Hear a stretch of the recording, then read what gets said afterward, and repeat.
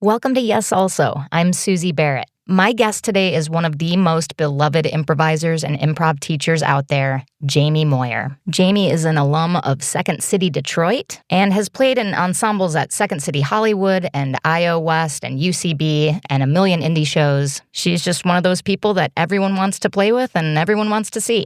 You will hear in this episode why she is such a favorite teacher of so many people. She trademarks a phrase in this episode that you'll find very helpful in your scene work. That's how trademarks work, right? That's official. She has some great stories about working with Tim Robinson in her Second City days. And in part 2, she has a ton of really specific, helpful advice, including on how to handle a lack of a reference base when you feel like you don't know as much as your scene partners. You can access part 2 by subscribing at yesalso.supercast.com. And if you're not yet a subscriber, now is the perfect time to do it. We have a ton of amazing guests lined up, and remember that only the first half of the episode is free, so there's double the content waiting for you over at yesalso.supercast.com, including Q&A episodes and bonus episodes on specific topics. Don't forget to subscribe to us on YouTube for free. That helps us out. And follow us on Instagram at yesalsopod. Okay, here's Jaime Moyer. Jaime Moyer, as I live and breathe. Look at us, two Michigan gals. Oh my God, we have podcasting. A lot to dive into there and improv and all of it. You are someone who has come up on this podcast before. Thank you. God bless. You're a very complimented, not only improviser, but improv teacher. Thank you, friend. Yeah, and Dhruv Singh sat in that very chair and said that you're like a big part of why he continued improvising when he first started, because you were so encouraging to him. He has told me that. And it's funny, and I'm sure you know this too. In that class, I taught his first improv class, and I thought, you just kind of know sometimes. I was like, Yeah, sometimes someone has the goods, even if like none of the pieces are in place yet. You're just like, oh, there's like a glimmer about you, or something about your stage presence or your intelligence or the way you listen intently. There's something sizzling on that platter. That's right. Yeah. Fajitas. There's fajitas. Yes. You got the fajitas, You got the fajitas, kid. Yeah. Where did your improv journey start? Okay, so I grew up in Detroit. Hell yeah. Loved it. In the city proper or in a suburb? In the city proper, Okay. East Side.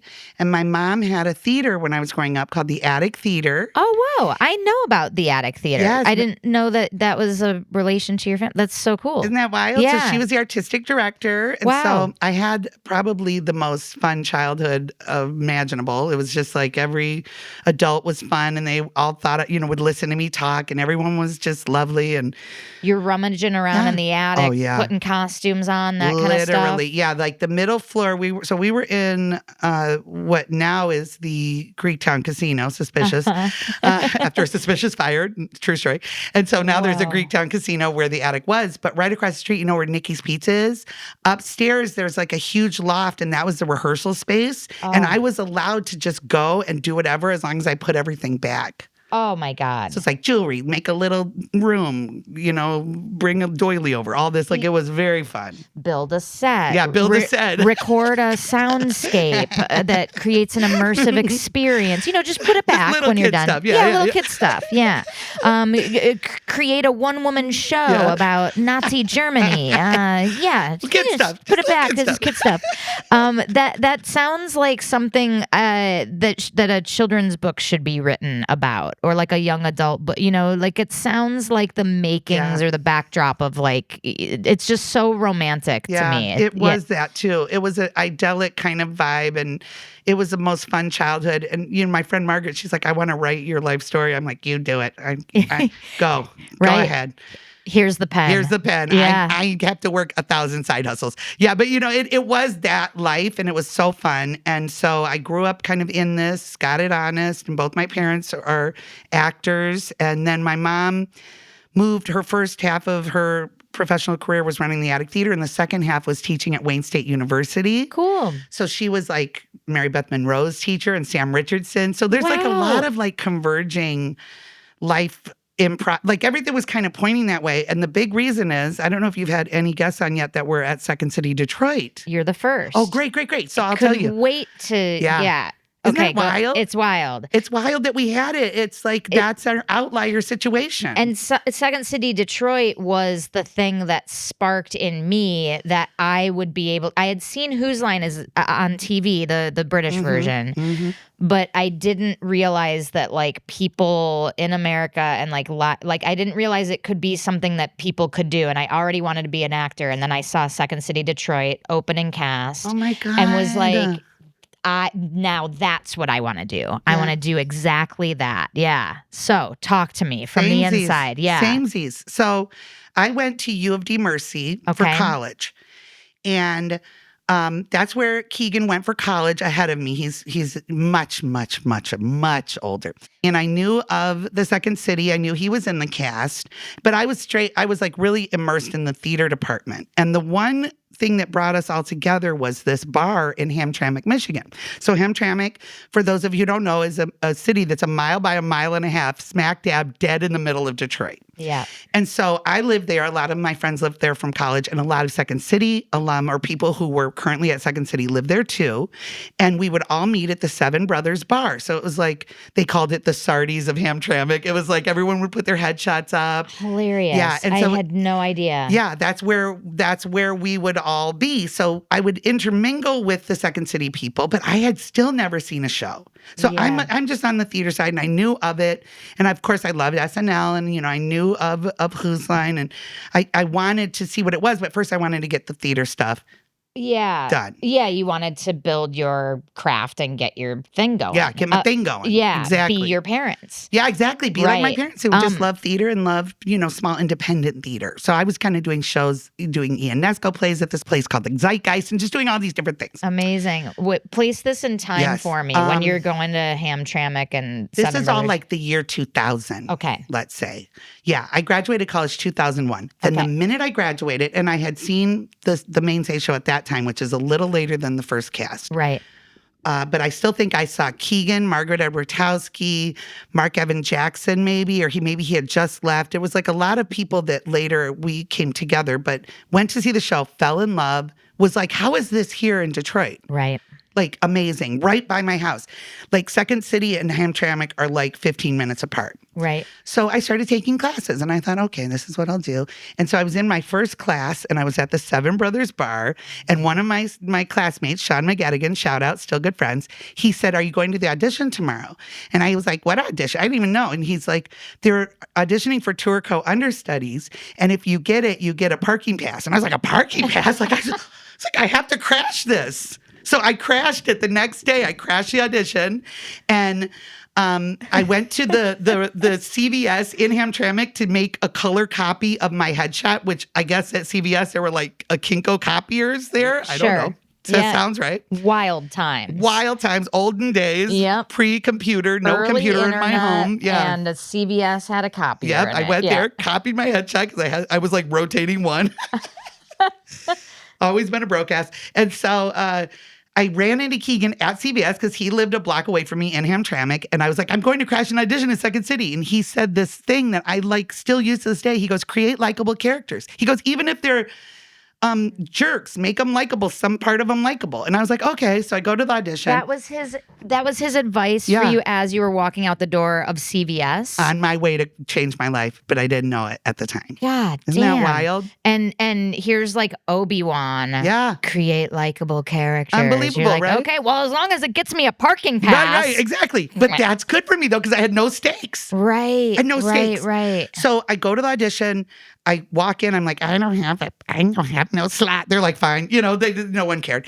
And so we go into the audition, but I was so out of the loop that I didn't know that one of the current cast members in Tourco, and by the way, Second City Detroit Tourco, our joke was we go to Dearborn once a year. Like we went nowhere. Right. They would tour 5 miles Chicago away. and we'd see like this billboard. I'm like, what is this? They're like, at the Rochester Playhouse, the Second City. Yeah. I'm like, bitch, we are right here. Yeah. But so went to audition, crashed it. Didn't know that one cast member was leaving to go to main stage and that there was going to be a spot in Tourco. I thought I was just auditioning for Tourco understudy. I thought I was just starting to get my footing here. Right. And so, of course, I was probably the most relaxed person there. No stakes in my mind, nothing. And I get the call 2 weeks later, we want you in the touring company. So I got in out of classes. Wow. And my journey was coinciding with my professional life there. Wow. Very different. This is a story I have not heard before. It's a wild story. And it was not easy. And I tell my students a lot, I felt so imposter syndrome at first.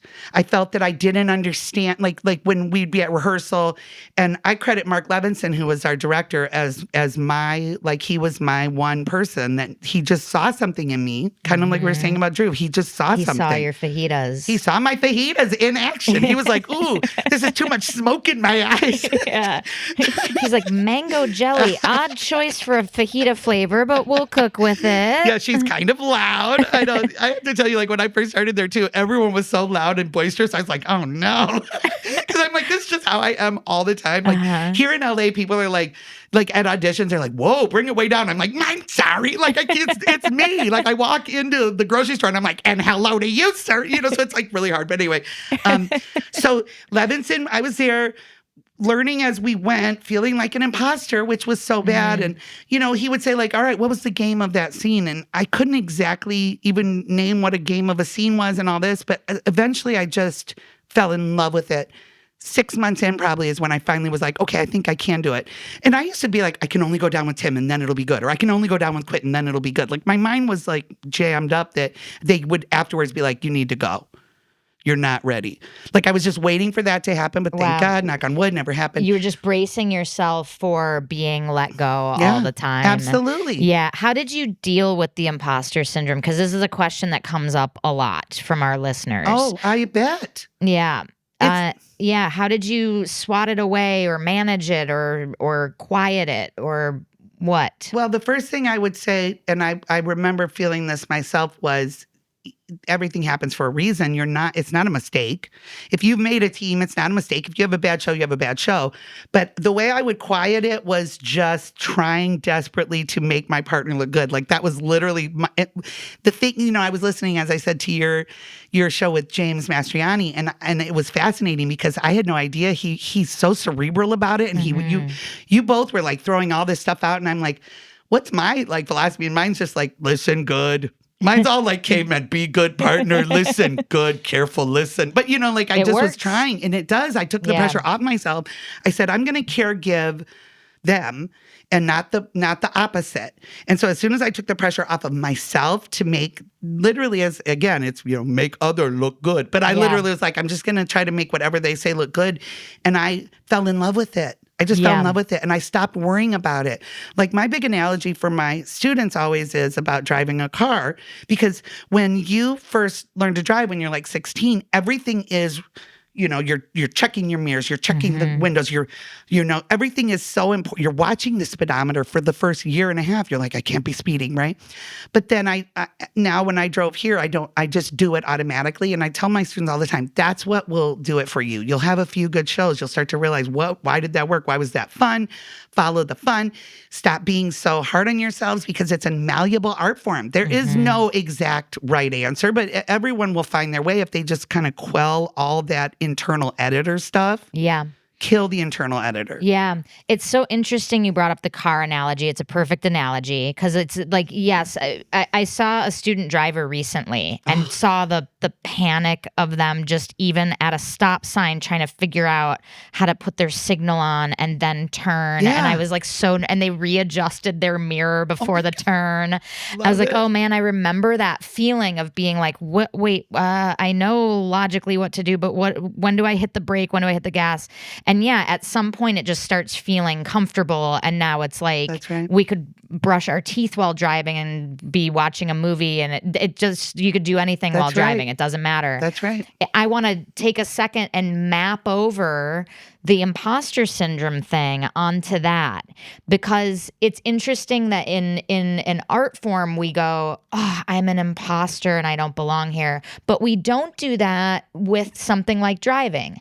Driving is uncomfortable at first, but we never say, I probably don't belong in cars ever. I have no business driving. Everybody else is meant to be a driver, and I'm just going to be someone who walks. Yeah. This isn't the life for me. I chose the wrong life. I'm not a driver. Isn't that interesting? Yeah. With driving, we know that we're going to do it eventually, and everyone does it, and we don't personalize our awkwardness or our clunkiness. We don't make it a statement about ourselves and how bad we are. We just get through the clunkiness, and then eventually it's not clunky anymore. That's right. So I think we need to extend that same understanding to ourselves as artists who are learning how to do this very hard thing. That's right. You're absolutely right. We have to be malleable with ourselves because it's a malleable art form. It is not an exact science. Right. How do you master it? I don't fucking know. It's so different for every person. If you try to play, like if I tried to play like one of my heroes is Craig Kikowski. He's so smart. Yeah. He's so intellectual. And I love how he knows things and incorporates that seamlessly into his characters. Yeah. I'm a bit of a dingbat. I got a little bit of the ADHD diagnosed, at 13. I'm a little bit all over the place. But I have found a way to know that has served me well as an improviser because people with ADHD are impulsive and make quick statements, and they're just very impulsive and they just make quick choices. Yeah. Sometimes to their detriment, if you be a little impulsive, get a little excessive, Yeah, if you're a serial killer and the reason you are is because of ADHD, then I get it. You understand? Yeah. Oh, yeah, because you're a serial killer, of course. Yeah. Long-time listener, first-time caller. Fourth-time killer. Fourth-time killer. But yeah, so it's like I know now that I can't play like Craig, and that's okay. Yeah. I play like Jamie, and people like what I do, and what I do is usually pretty simple. I am workshopping a new phrase. And I need to know if you've heard it too, because I'm always paranoid. And I probably even should say, I think I made up that driving thing. But in my mind, I'm like, what if I read that? I don't know. I'm always a guilty person too. But this, I think, is mine. Gift listening. Trademark Jaime Moyer. Gift listening. Gift listening. Not gift giving, which is what we talk more about, or pimping. Gift listening, meaning any innocuous line in the scene could actually be the biggest gift. Yes. And I think that we know that a little bit, but I'm saying, like, if someone says, are we going to the new dance club tonight? That I would be like, two-stepper, 4-footer? Yeah, we're going. It's like to me, that's a gift. Yeah. Or you can say, yeah, I can't wait to get on the dance floor with you, which is fine, but it's not really taking a step further, so that after the show you say to the person, thank you for saying that about the dance hall, because then we got on that good, it's almost like I took that as the golden thing. Yeah. I love that phrase, and I love that concept, and I have never heard it, and it's great. Did I make it up? I think you made it up. Trademark the podcast. Yeah. I'm working on something. It's a song.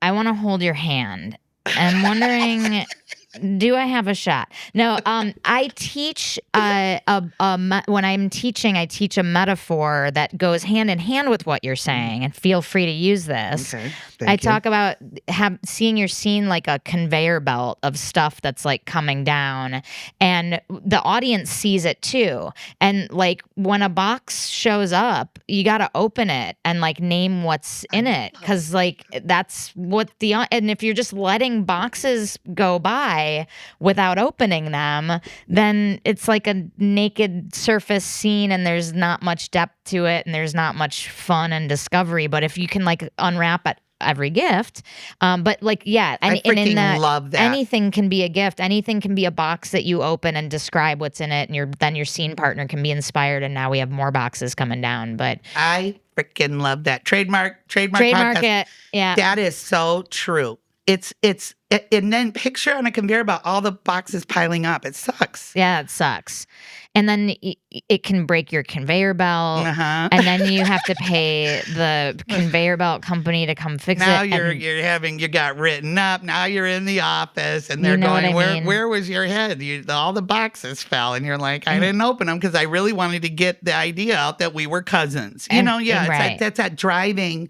It's that plot. I don't like plot-based scenes or improv. It drives me crazy a little bit. Yeah. Describe that, because people, I think this is valuable for our newer to improv listeners, defining what a plot-based scene is versus just a game-based or character scene. Yeah, or something that's Or building something that's together right, until we know what it is. Plot-based to me would be a ton of exposition up top by a player who is nervous. Oh, gotcha. And wants to get it all out because the discovery part is what feels scary.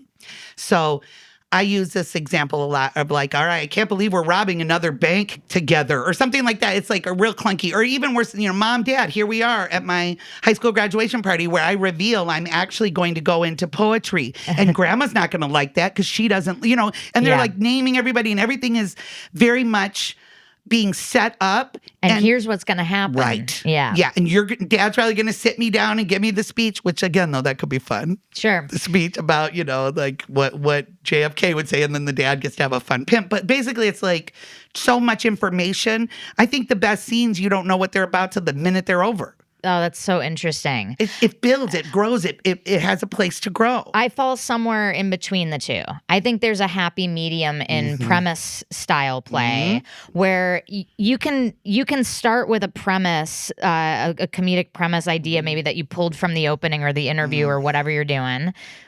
But that is the starting point. You're not prescribing what's going to happen. It's not, and Dad's going to make a speech and Grandma's going to come in or whatever. Yeah. But starting with, thanks for coming to my graduation. I have to say I'm a little bit nervous because Dad kind of is embarrassing at these things. So can you help me with him? Well, did you see his shirt? Yes, I made him put a button down over it. Yeah. Well, Caitlin is my daughter. It's so much. It says Caitlin is my daughter, and there's like pictures, like crazy pictures of me, like embarrassing pictures. Caitlin, you didn't look at Mom's shirt. Oh my God.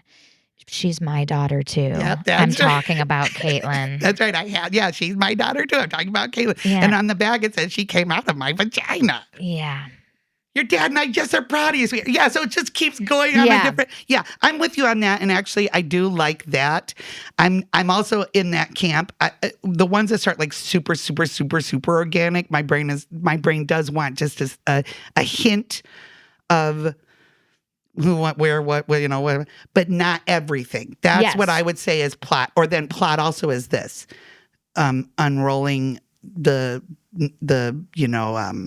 blueprints for how to rob the bank. First we'll go in here and then we'll do this. And I'm just like, I don't. Yeah. And in terms of tags, like the plotty tags are ones that just go through the timeline of like the chronology of the lives rather than tagging on like what's interesting about these characters and where can we take them. That's kind of exacerbates what's going on between them or between them and someone else. That's right. Yeah. Well, we've been doing this so long that we can already see when someone's laying something down when we're watching improv.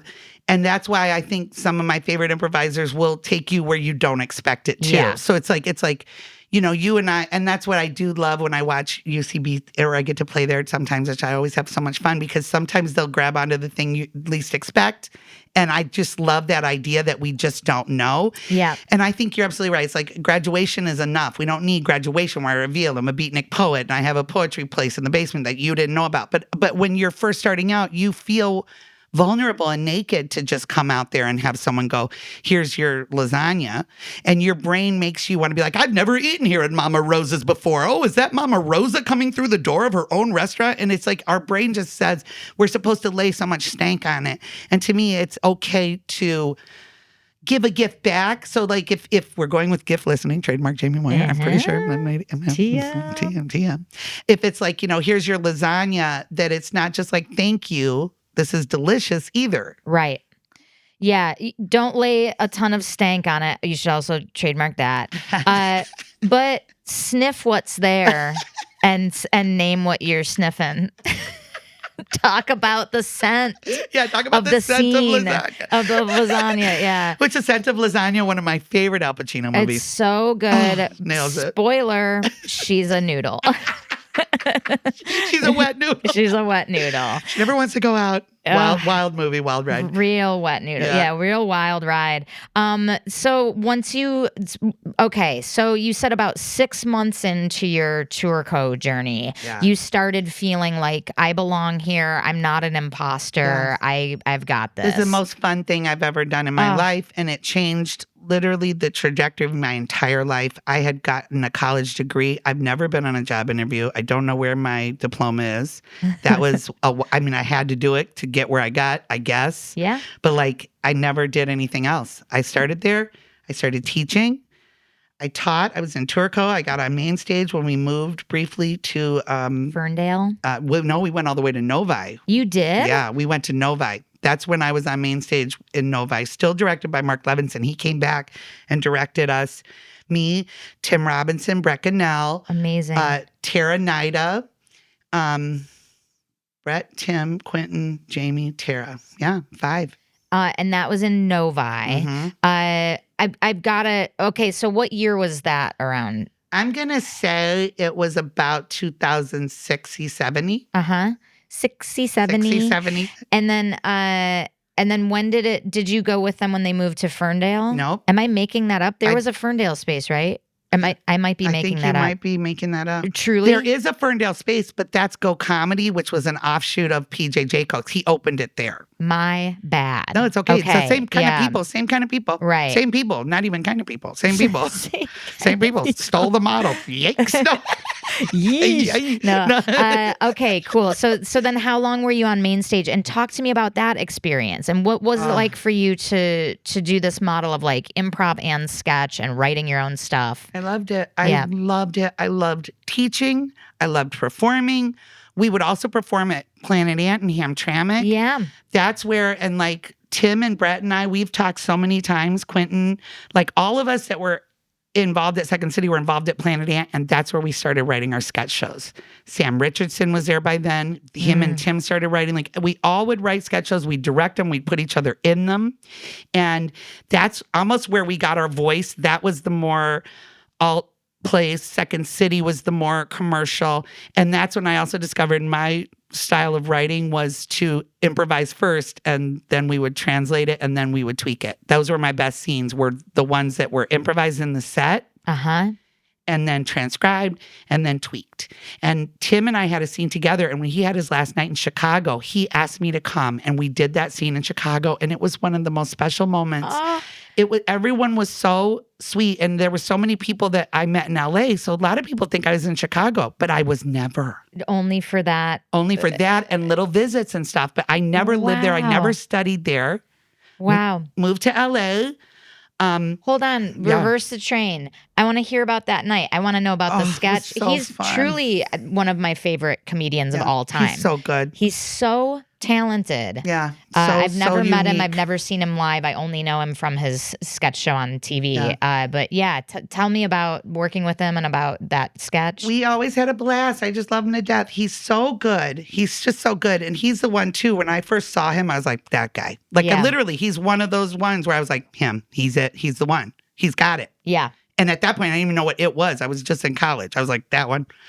But he asked me to come to Chicago, and I cannot tell you how many people I met in LA who were like, that scene you did was so funny. And it just made me feel so happy. Also, if I can say, Second City Chicago didn't necessarily embrace me when we closed down in Novi. So I was like, I don't know that I should even move to Chicago. I'm just going to go right to LA. And so it was fun to do that scene there and have that moment. And that was my favorite scene I've ever written. And we wrote it after the fact. And I love that. We kept it. It keeps it so simple. What do you mean you wrote it after the fact? Oh, after you had improvised it. Yeah, it was just improvised. It was just improvised scene. And then that was like my favorite. That's my favorite written thing I've ever done. But it was written in the moment. And it was just, again. What was it? What was this? What was the scene? We were just a couple.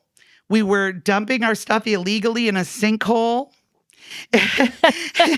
and I'd had a bad day to work is one of my lines. And like we just were so in love in it, but we were just such specific characters. We were just a certain way, you know, and it was just a very slice of life, which is my favorite. It was just two people, really. It was just, they were just a funny couple. They were just hilarious. And he asked me to marry him, and he gets on his knees, bitch. And I'm like, oh, like, it's just like, it's so cute, you know, just really a fun scene.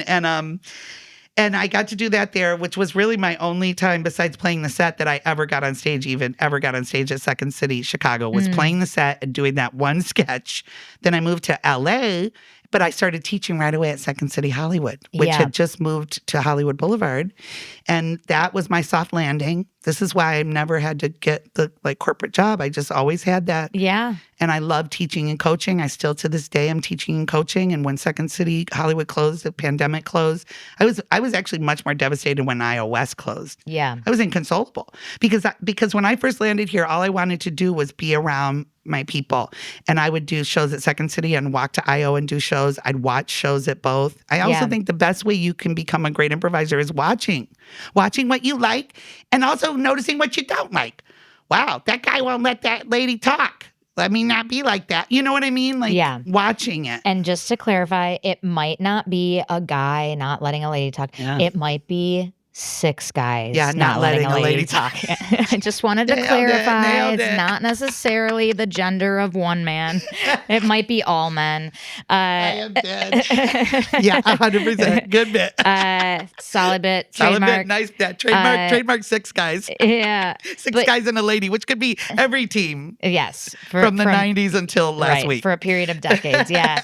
But yeah, that IO setup was so great because several different spaces in one building. The bar in front. You could be social with people after your show. You could meet up with people and find out about teams you didn't know about. And I missed it. I miss it so much. I'm not good with change either. Like I always say, if Second City Detroit hadn't closed, I'd probably be sitting there right now. Yeah. Like I'm not good with, I need things to happen to me, but I also believe in this path. And I read Malcolm Gladwell's The Outliers, which has nothing to do with acting, but it has everything to do with being an actor. Great book. Yeah. Oh, tell me why. Well, because they talk about 10,000 hours, putting time behind you at something, which I think is the only way you can master it. Even if you think of my first 6 months at Second City thrown into the mix, but how much we did archival material that made me gain confidence with sketch. And we watched the original people. So I'm doing scenes by Tina and Steph Weir. And, you know, you learn by watching, which I think is also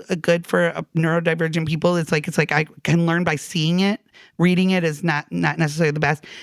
Time behind you, improvising, and that's how you just get better, is putting time in. And I tell my students all the time, it's not the time doing it either. Sometimes it's time watching it. Yeah, absolutely. You've got to know what you're aiming for. And also, like, you don't know what you like or what's possible or how many different millions of ways there are to do it until you start seeing tons of different people doing it and tons of different types of shows, different forms, all of it. Yeah, you go to Groundlings, you see some of the character stuff. You go to Second City, you see some of the political social satires. You go to UCB, you see some game.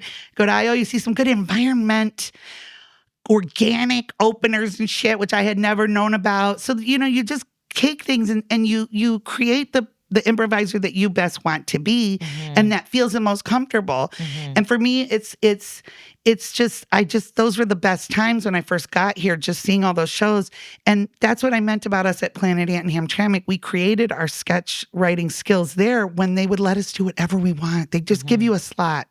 They'd be like, all right, Jamie, you have the late night show. It opens in 3 months. And you just assemble your cast and you write it together, or the director and the AD write it, or it's just all these different ways to do it. But when we left Detroit, when Timmy and Sam went to Chicago, when I came to LA, it's all that time behind us. And that was the beauty, again, of The Outliers, that there was a Second City in Detroit, because it did not do well in other markets. Vegas opened and closed. Cleveland opened and closed. Denver opened and closed. Even Chicago Northwest opened and closed. We were 10 years in Detroit and then 3 years in Novi. 13 years of it working. And there's where you get your Mark Evan Jacksons and your Josh and Naima Funks and Mary Beth and Larry Campbell and Keegan. And then the people go like, what was in the water in Detroit? And I'm like, what was in the water was we were just like collaborative, and there wasn't there wasn't a lot of the cutthroatness, I think, either, because we were there and we were just having fun and like living our dream lives. Yeah. And then we all branched out like spider webs and went and did our things. And Yeah. so when I moved to LA, I'd had time behind me. I knew what I wanted to do.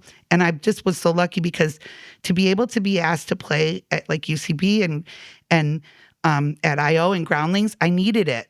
I needed it like a person needs water. I couldn't just be at one place. And luckily, somehow I happened into these places. And hopefully I've just done good work. And as you can tell, and you know, every time I see you, I just love watching strong improvisers together. And I think LA showed me so much. And I'm sure Chicago was like that. Like listening to you talk, because I listened, as I said, to your episode with James, listening to y'all and knowing people who were sitting at that bar in IO and just watching it all unfold. And I've always had a little bit of FOMO on that. But I think we had a different version of that here. Oh, totally. You had a big slice of it with that span of time in Detroit and Novi too, like the talent pool. Yeah. But yeah, LA is every bit what Chicago was in terms of like the talent pool, the generosity, the amount of places that you can go play. I feel like this is like one of the two fertile crescents of history, of improv history. I don't know. Maybe that's just me being I think it is. Hometown. I don't know what it is. But yeah, it's special. And I think people sometimes get the wrong idea about LA and they think like, oh, well, everyone there is improvising just to get an agent. It's like, no. Also, everyone already has an agent, and we're all working, and like we don't. So there is no competition. Like we already have the pie. This is for fun. This is the frosting on the. We don't put frosting on pies. Well, I do. I don't know what you're talking about. That sounds fucking delicious. My God, you just made trademark. Yeah, trademark. Why don't we put frosting on pies? That sounds good to me. Yeah, right. Well, we put whipped cream on them. That's true. What is whipped cream except just a lamer frosting? Lighter frosting. Yeah. It's just a fluffier frosting. Yeah, it's a frosting that's over quicker. Yeah, thank you. There's nothing to chew on. I like a whipped cream I can chew. Which is frosting. Yeah. Let me head to a listener question.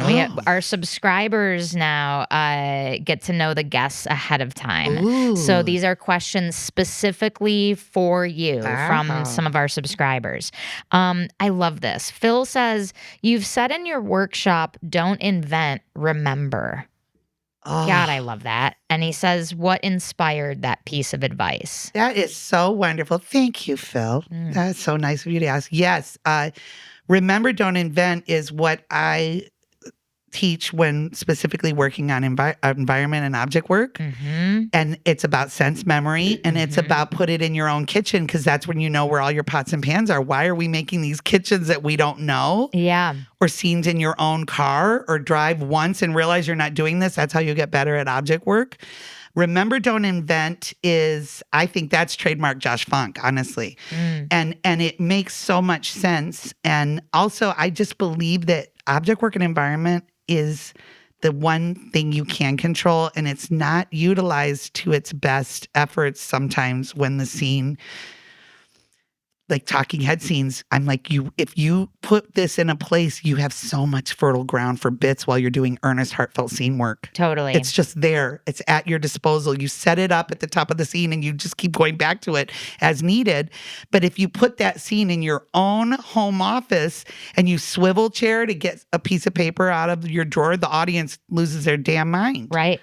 It's also, if you're inventing, your brain has a lot to work on trying to conjure up and choose the right idea or the funny thing or whatever. Your brain is working on that while it's already full-time trying to listen and support and respond and do all this other stuff and write the dialogue of your scene. So why not take this whole half of the project out of the way and make it be stuff that you know? That's right. Keep it simple. My like, if someone were to ask me how to do it, it's like any of this. Simple but detailed is a very shorthand way to do it. It's just specificity is what I find funny anymore. I've seen every scene, every relationship. What are there, like 9? It's like family, coworkers, sisters, frenemies, brothers, a sister with a brother, twins. an estranged brother, but he knows he has a sister out there. He just doesn't know if she's still Suzi, alive. there's so much more there. There's coworkers. No, hold on, brother. Yeah, coworkers in a family business. That's a good one. two marriages, two step parents. No, Suzi, there's also like a professor and a TA. Oh, no. Right. One of the brothers is a professor, and he teaches his sister how to be a better sister. Yeah, that's 9. Yeah. Yeah, we got there. Yeah, but that's the specificity needed. Yeah. To make me not want to put myself in the river when I'm watching the same quote unquote relationship. It's like, no, it's a character pairing. It's not even a relationship. Yeah, Jamie keeps having our class sessions down by the river.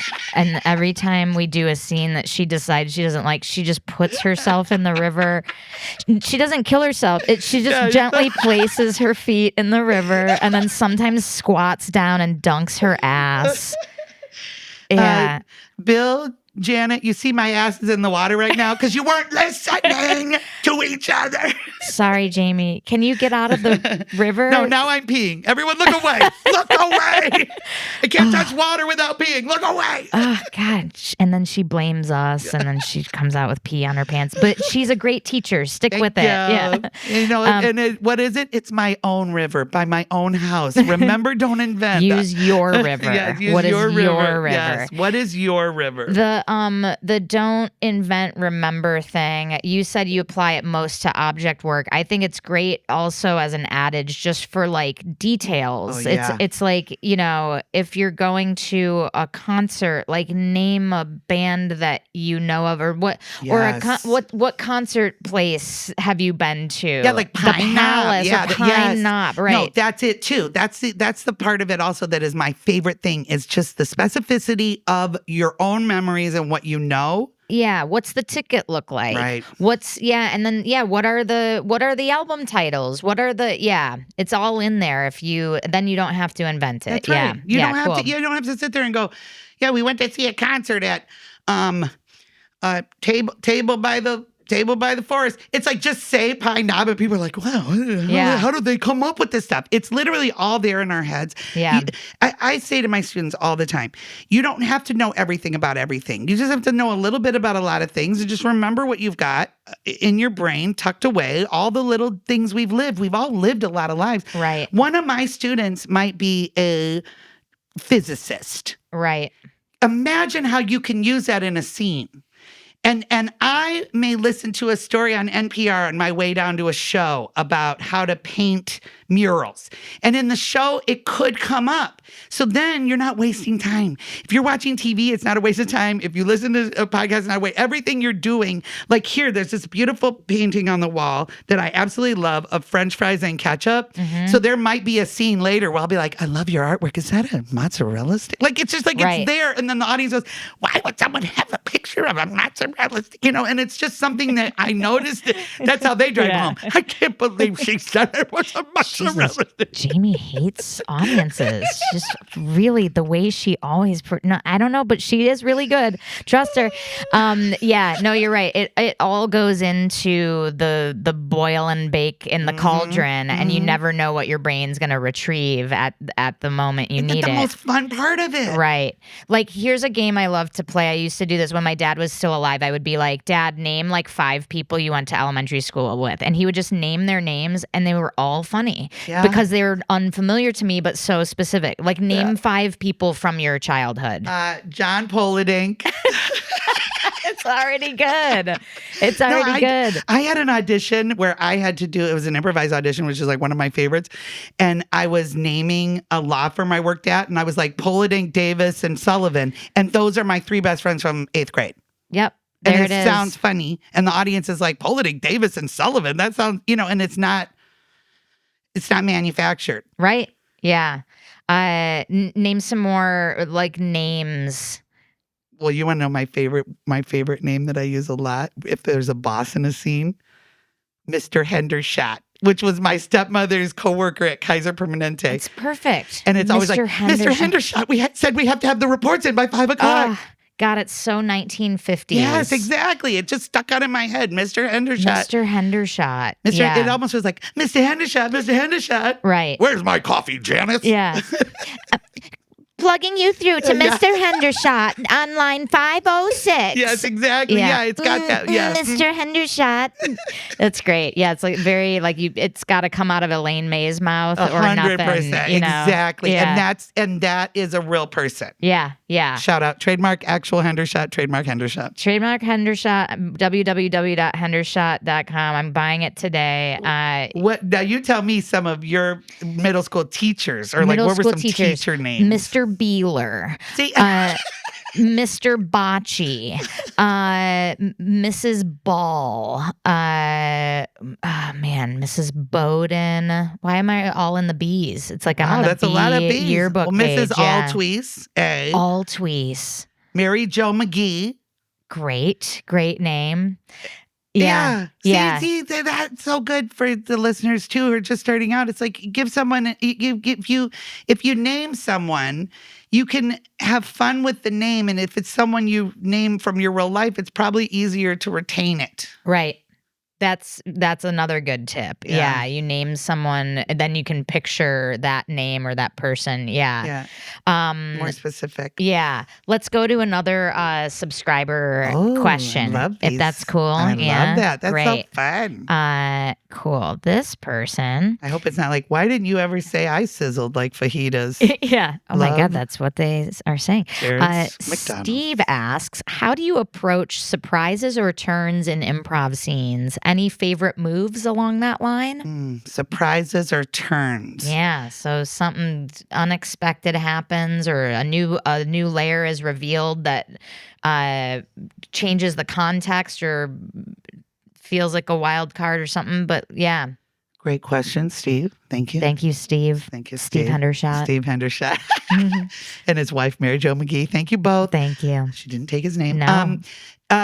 Well, I always think an emotional reaction to a turn is very fun. So if there's some big new bit of information and it strikes me and it hits me a certain way, I think that's a great place to follow your turn of new information with a new emotion. Mm-hmm. And I think I play from a very emotional place because, as you see how my personality is, it's hard for me to do this, tamp it down kind of thing. But they have heart. Yeah. Even the meanest ones have heart. That's that likable characters thing. So a turn or a change in the scene, well, first of all, be delighted by it. Don't be thrown. How can I be thrown? I say that all the time. How can I be thrown? How can you be thrown, everyone? The only way you can be thrown is if you pre-plan it. Yeah. If I'm like, in this scene, we are colleagues, then it starts out and we're not colleagues, and I try to jam that in, it's very awkward for everyone, especially the audience. They're like, what's going on here? And they don't know I drove down to the show going, I need to do more colleague scenes. So right. Try to stay in the moment, obviously, but embrace it and love it as the new information and let go of what isn't serving you anymore. So I would probably say let go of what's not serving you. You can match it with an emotion. So if it's a turn on new information, what if that incites a new emotion for the scene as well? Right. And I always like the exercise.